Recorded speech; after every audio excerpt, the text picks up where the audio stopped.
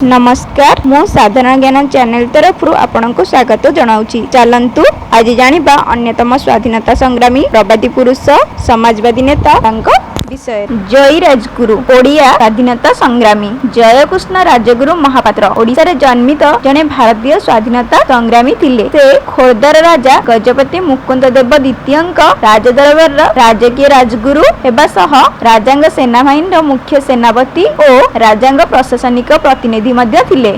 लिखित इतिहास रे इंग्रेज मानक विरुद्ध रे से भारतर प्रथम शहीद भावे परिचित, किंतु यह विवादित कारण तांकर लड़े मुख्यतः इंग्रेज मानक द्वारा अधिकृत सीमांत अंचल पाई थिला।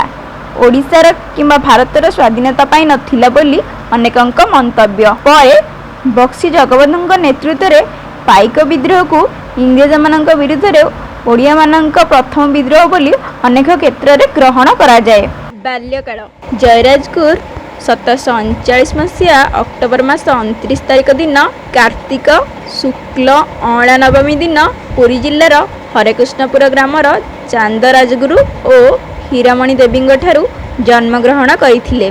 शैशव परे से पुरीर संस्कृत पंडित मानक ठारू संस्कृत शिक्षा करथिले। छात्रावस्था रे उत्कलर तत्कालीन राजा माने तांकु निजर मंत्री और उपदेष्टा करबा पई चेष्टा करुथिले। पिता चांद राजगुरुଙ୍କ अंते 1780 मसीह 41 वर्ष बयस जयराजगुरुଙ୍କୁ खोर्धा राजा दिव्यसिंह देव द्वितीय निज राज्यसभा राजगुरु तथा मंत्री पदरे नियुक्त करथिले।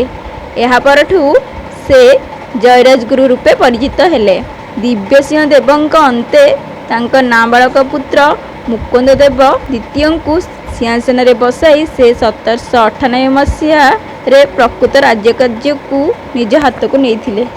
पाइक विद्रोह ओडिशा रे उत्कल राजवंशर प्रतिष्ठा बढ़ाइबा पई जयराजगुरु उद्यम करी बरुणाईगढ़ को सुदृढ़ करबा को लागिले। सेटारे बास करी खोर्धा अंचलर पाइक जागरण पई प्रबल उद्यम आरंभ करले। से पाइक मानकर जागरण निमंते समस्त पाइक ग्राम को पदव्रज रे भ्रमण करी सेमानकु युद्ध निमंते प्रस्तुत करी रखाइथिले। जयराजगुरु पाइक मानक मध्य रे देश पई जागरण भावना सृष्टि करी इंग्रेज मानक अन्याय और अत्याचार विरुद्ध रे अस्त्र उत्तोलन करबा निमंते साधना करथिले। से अक्लांत परिश्रम करी पाइक आखड़ा मान संगठन करी निजे समर विद्या हेइथिले। तांकरी उद्यम रे ओडिशार चारिआडे पाइक जागरण देखा हेइथिला। रोडंगर बक्सी बिगंबर भुइया बाईसुदर प्रमुख व्यक्ति माने जयराजगुरु को साहाय्य करी जागरणर नेतृत्व नेइथिले। स्वाधीनता संग्राम रे योगदान 1803 रे इंग्रेज माने ओडिशा को अख्तियार करिबा परे खोर्धा राजांग ठारू कर मागिले और सेमानक वश्यता स्वीकार करबा को आदेश पत्र पठाइले। एहा तांकर स्वाभिमान को प्रचंड आघात देला। पछे जीवन देई दबा इंग्रेजंग आगरे मुंड नुआइबा नाही बोली कही से प्रत्येक घरु जनक सैनिक करी नेई निज सैन्य बाहिनी रे मिसेइले। ओडिशा को बहिष् आक्रमण